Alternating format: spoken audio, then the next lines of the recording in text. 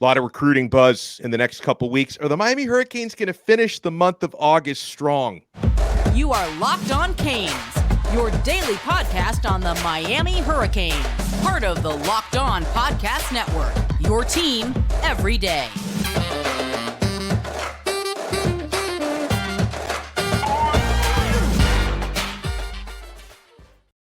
I am Alex Donno, University of Miami alumnus, longtime South Florida sports radio vet, and contributor to allhurricanes.com. And thank you so much for making Locked On Canes your first listen. To the everydayers, we are available free wherever you get your podcasts and available free on YouTube.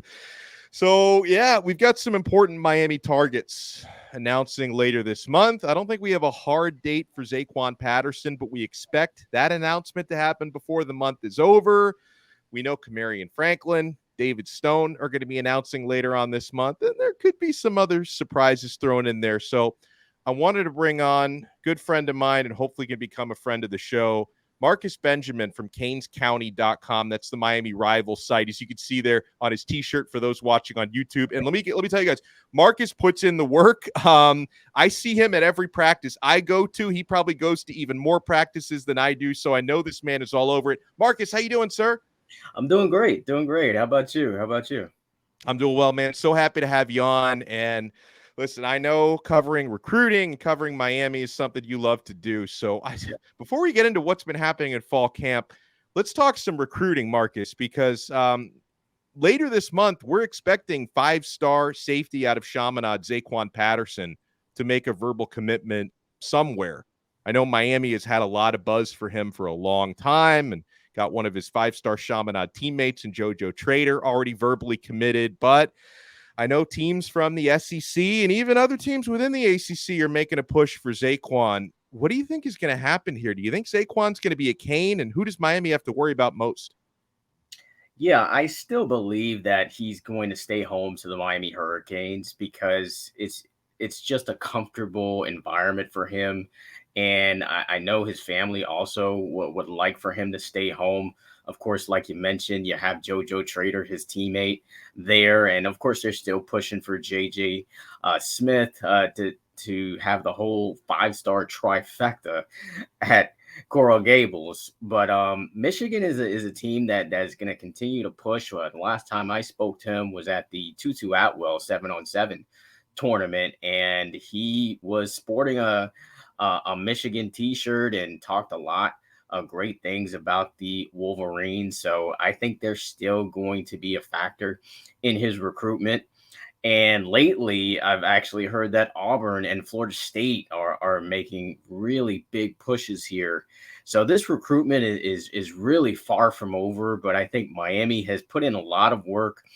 Even when DVD was there, DeMarcus Van Dyke, they kind of established a relationship with the Hurricanes and Zaquan with him. And now that DVD has moved on to FIU, Adai has kind of picked up the reins as far as the communication is concerned.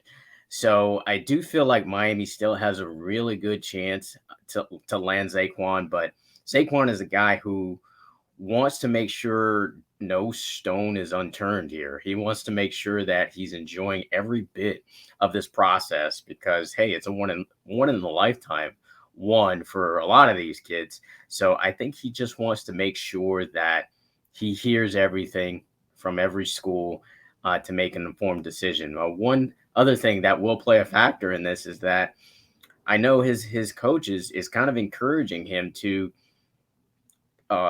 make a decision before the football season starts, but football season starts tomorrow.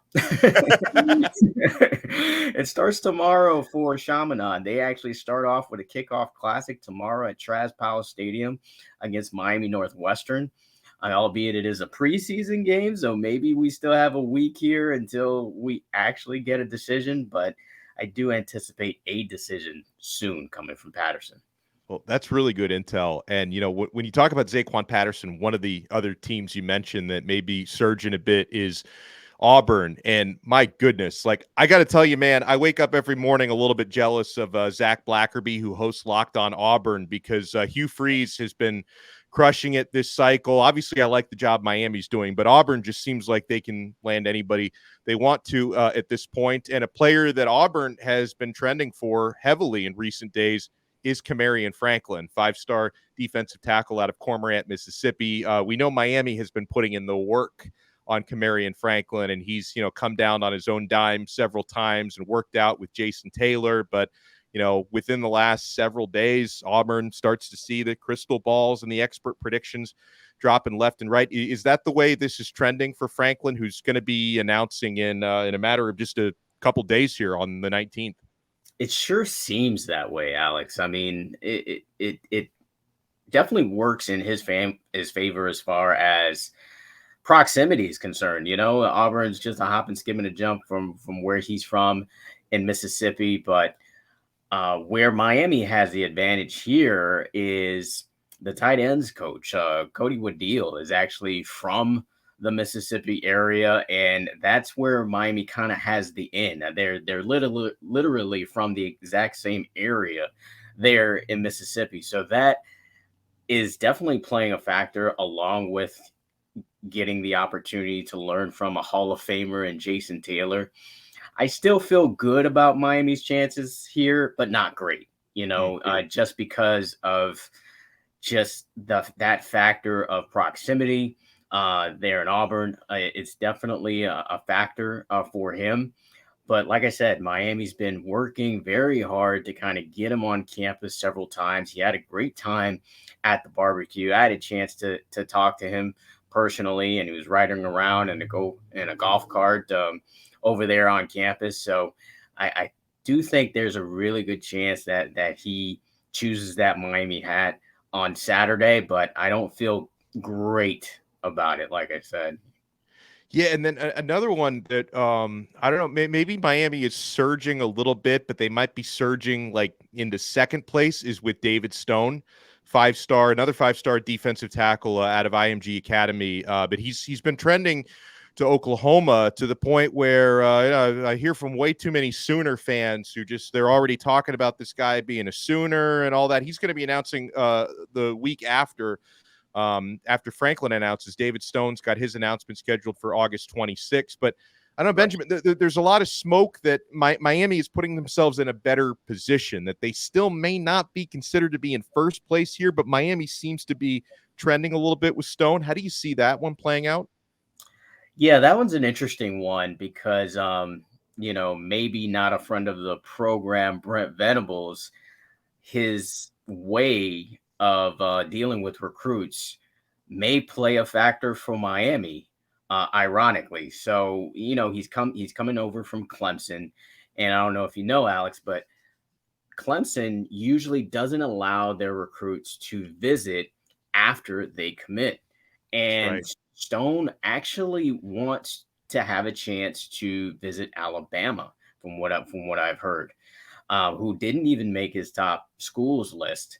But apparently Alabama is pushing for a visit. And obviously that would happen after the 26th, which is when he's scheduled to announce. So that bodes well for both Miami and Michigan State. Those are the teams that I think are the teams that are really the top contenders, with Oklahoma. Obviously, the hometown vibe going back to Oklahoma is a factor. But from sources that I know within the Rivals network, they say that he really truly doesn't know where he wants to go. And it's almost like he probably set his announcement date maybe a little too soon, because he does want to make sure that he visits other places. But that factor of Venables enforcing this rule of not allowing his committed prospects to visit other places may be a factor for Miami and Michigan State. Miami's certainly still in this race. That is some unbelievable info here, and we're going to get some more from Marcus Benjamin, because I want to talk about a defensive back that there's been some smoke for about Miami being hot on the trails for in recent days. We got Marcus Benjamin with us from CanesCounty.com, and guys, we're only getting started right here on Locked On Canes. I am only getting started with Nutrafol. Did you know that 80% of men will experience hair thinning in their lifetime? I know it. I'm in that 80%. It's normal, but it doesn't have to be your fate. Your fate doesn't have to be mine. You can get ahead of thinning hair with Nutrafol. Nutrafol is the #1 dermatologist recommended hair growth supplement, and it's clinically shown to improve your hair growth, visible thickness, and visible scalp coverage. Nutrafol supports healthy hair growth from within by targeting root causes of thinning, such as stress, hormones, environment, nutrition, lifestyle, and metabolism through whole body health. And it works. In a clinical study, 84% of men showed improvement in their hair after 6 months taking Nutrafol men's hair growth supplements. Take the first step to visibly thicker, healthier hair. For a limited time, Nutrafol is offering our listeners $10 off your first month subscription and free shipping when you go to Nutrafol.com/men and enter the promo code Locked On College. Find out why over 4,000 healthcare professionals recommend Nutrafol for healthier hair. Nutrafol.com/men. That's spelled Nutrafol.com/men, and then enter promo code Locked On College. That's Nutrafol.com/men, promo code Locked On College. Thank you so much for making Locked On Canes your first listen. And for the everydayers, if you want to take your everydayer experience to the next level, join our exclusive SMS texting community through Subtext. You get text messages directly from my phone to yours with practice and camp updates, recruiting scoops and information, all sorts of show updates, one-on-one questions with me. You can try it free for 14 days. And then if you like it, you can sign up. You can opt in, I should say, for $4.99 a month. We give you a lot of added value on there. Click the link in the show description below. We got Marcus Benjamin with us, who does an awesome job on the Miami Rivals site, canescounty.com. So, Marcus, I know that there's a player who had been, or maybe has been, depending on who you talk to, trending to Florida for a long time. That's Zay Mincy, who's tall, long defensive back out of Mainland Academy in Daytona Beach. But Miami seems to have really picked things up in Zay Mincy's recruitment. What do you think of this player, and what's the latest on his recruitment? Yeah, Miami needs another linebacker to add to this class, and I from what I hear, the relationship has definitely grown, especially over the last couple of weeks here, and we were expecting maybe possibly an announcement as soon as last weekend. But, we'll kind of see how it all plays out. We still feel like the relationship is tight enough for Mincy to commit to the Hurricanes. And it just seems that other schools that were in the race have kind of fallen off. And fortunately for Miami, I think Miami's in a good spot to land another linebacker in their 2024 class. I like it. Let's talk about some current events at Miami.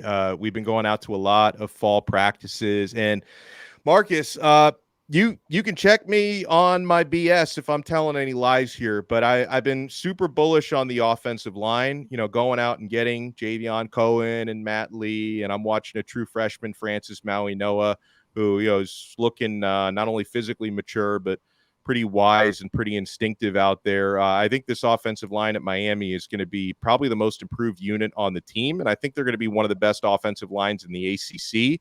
Do you see it the same way? How much better do you think this O-line is going to be? Well, the O-line was pretty bad last year, right? There's only one way to go, and that's up.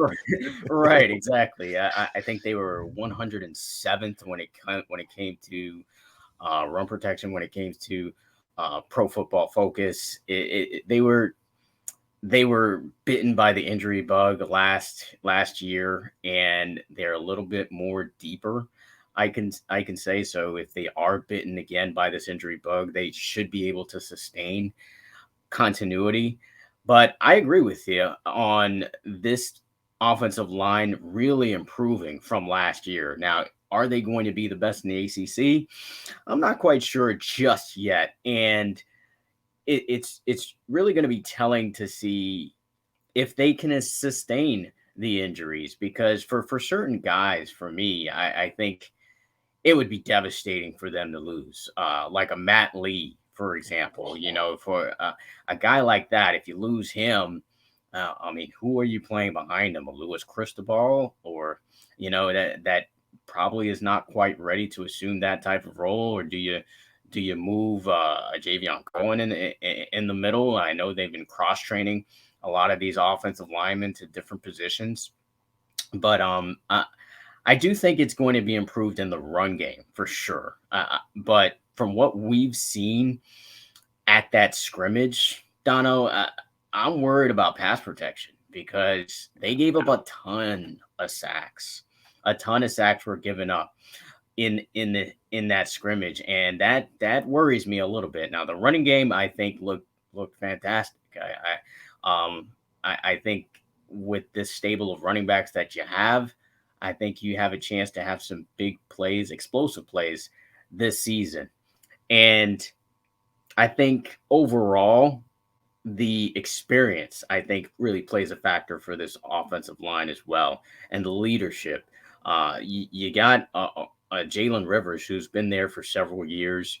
You got Matt Lee, who I just mentioned. He started 36 games at UCF. And then you got a Xavier Cohen, who's got plenty of experience, started over about 20 games in the SEC. Obviously, we know that's the best conference in the land. So I think that experience is really going to pay dividends for this offensive line. And I think the leadership of Lee is going to make sure that they don't have so many slip ups or miscommunications or missed blocks or whatnot. So I definitely think the offensive line is on the way up. You brought up a great point on pass protection because it's always difficult when you're watching a scrimmage and you get all excited. Oh man, Jaden Wayne had a bunch of sacks and Reuben Bain and Nigel E. Kelly, but then you're like, but wait, that was going up against Miami's O-line. So it's like, should I be happy or should I not be so happy about this? Because Miami has a if you don't situation, right?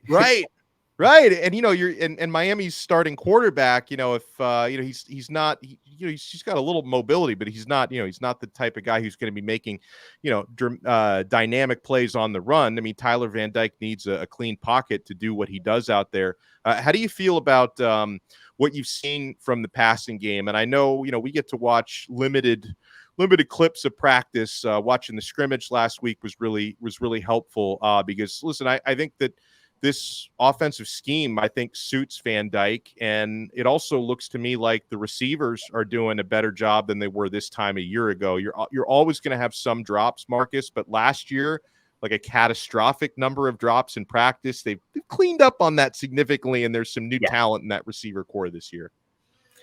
Definitely agree with you on the drops, Dono. It's definitely a step in the right direction. And I think from what we've seen at practice and at the scrimmage, I think it was very vanilla. And I think that's on purpose. I think they don't really want to show their hand or really kind of show what this offense really can do. The fact that a tight end didn't record a reception in the scrimmage, I think is, it's really a false narrative that may be produced from that, because from what we've been hearing is that the tight ends will be heavily involved and that they'll be lined up in different positions. And we didn't really see none of that during the scrimmage. So I think, Dawson is really trying to kind of not show his hand in especially a public open scrimmage like that. And I think the passing game is really going to open up once we see, quick passes out to Jacoby George and Xavier Restrepo and Bashard Smith. I think those guys are really going to be the ones who take advantage of this type of offense, this air raid offense. And what does worry me, though, is the fact that you really only got one, maybe two big receivers. So a Colbie Young is your clear number one. Your clear wide receiver one. That's going to be your fade route guy, your deep threat guy, maybe the deep crossing route type of guy. And you're hoping to see Isaiah Horton be that other guy, because he's the only receiver that's really around the same height as young. So, which he was kind of a no-show during the scrimmage. They didn't really see a lot of Isaiah Horton. So that kind of concerns me a little bit. But I think we have yet to see what this offense can really do. And I even think during Miami of Ohio, they probably won't show a lot, depending on how the score goes. But we'll definitely really get to see what this offense can do against A&M. When we come back, I want to get Marcus's take on the defensive backfield, and Miami's got a player who landed on Bruce Feldman's freak list. Can you guess who that might be? We'll be right back. Keep it locked to Locked On Canes. Thank you so much for making Locked On Canes your first listen today. For the everydayers, we are available free wherever you get your podcasts and available free on YouTube. We're joined by Marcus Benjamin, who does an awesome job at canescounty.com. That's the Miami Rivals site. There's been some battles in the defensive backfield, Marcus, in practice. I like the length now in the cornerback room with some of the guys they've added. We've even seen true freshman Damari Brown getting some reps with the ones. Daryl Porter is competing for a starting spot as well. Jadaeus Richard has looked really impressive at times in practice. And Devontae Brown, the older brother of Damari, who came over from UCF, I think is probably going to end up being a starter. How do you feel about the cornerback rotation, and who do you think might be the two outside corner starters when it's all said and done? I think he can go ahead and pencil in Devontae Brown as one of those corners, because he wasn't thrown to the entire day in the scrimmage. I didn't see him even, get a target in his direction, which says a lot for a corner. Obviously it's a Devontae Brown island that's forming over there, in my opinion. But that DB2 or that cornerback 2 spot, it's up for grabs, man. There's a ton of guys who I could see legitimately starting in that position. First, you got to start with Corey Couch. He's the guy who's been there. This is his year, right? If there's any year for Corey Couch to really show what he is, the 4-star prospect coming out of Chaminade-Madonna, you hope to see him really show up in a big way. But you really kind of didn't see that too much during the scrimmage. He did get beat one time against Xavier Restrepo, and he held on to him. It was called for a penalty, but he doesn't hold on. That's probably maybe a 50-yard touchdown. So kind of want to see improvement there. And then you got Daryl Porter, who had an interception kind of fall into his lap. It was kind of an overthrow from Tyler Van Dyke. And then he was beat in a one-on-one situation against Colbie Young. Obviously, Colbie Young kind of muscled him and with his size and strength, and Porter actually got called for a PI on the call and was still unable to make the play. So that's a concern. Who I'm really excited about, to be honest, is Damari Brown. The fact that he was out there for as many reps as he was with the first unit is really exciting. It's really exciting to possibly see a brother combination there in the defensive backfield. I don't know if that's ever happened, at Miami. Maybe it has, but maybe I'm just too young to know if that was a situation at one point. But that seems like that could come to fruition. Who knows? We'll see. I'm still on the fence, or considering a Demetrius Freeney, because he's a guy who didn't play because of injury, but I've heard great things about the JUCO transfer, and he's played at a really high level, and I think he still has a chance. So don't forget about him and that name as far as getting real playing reps in a game. And then Jadaeus, or I'm not even sure. I've pronounced his name 3 different ways, and most of my listeners haven't even noticed. But it's one guy, Chill, always calls me out. He's like, "I've heard you pronounce that name 3 different ways." You're right. I'm trying to cover all my bases. Yeah. I've heard Coach Cristobal call him Jadis, so maybe it's Jadis Richard, but really like him. I think he has the ability to play corner or safety. He's that versatile, and he has that type of range, really long. We saw him get an interception in practice. I really like his chances as well. But yeah, it could be any of those guys to eventually be CB2. But as far as that star position, I think it's pretty much going to be Jaden Davis. I think with his experience, he is an excellent tackler from that position. And I think that's what you need at that position, because that star position is kind of a linebacker, cornerback position. And I think he is in the driver's seat to get that one. Good stuff here. Now, Bruce Feldman at The Athletic has revealed his freaks list heading into the 2023 season, and Miami true freshman offensive lineman Francis Mauigoa has made that list. And Feldman dropped some like physical stats here for CC that I wasn't even aware of. So he's got a 20.9% body fat, 270 pounds of lean muscle mass. Maui Noah's total weight, he's 6'6", 341. I didn't think he was six. I don't know if that's a misprint. Is he? Because I thought he was more in the 6'3", 6'4" range. If he is 6'6", I will take it. I wasn't sure if that was a misprint or not, but a couple of other stats here. According to Feldman, CC has a 1.72 10-yard split, which would have been the second fastest time for all 300-pound offensive linemen at the 2023 NFL Combine.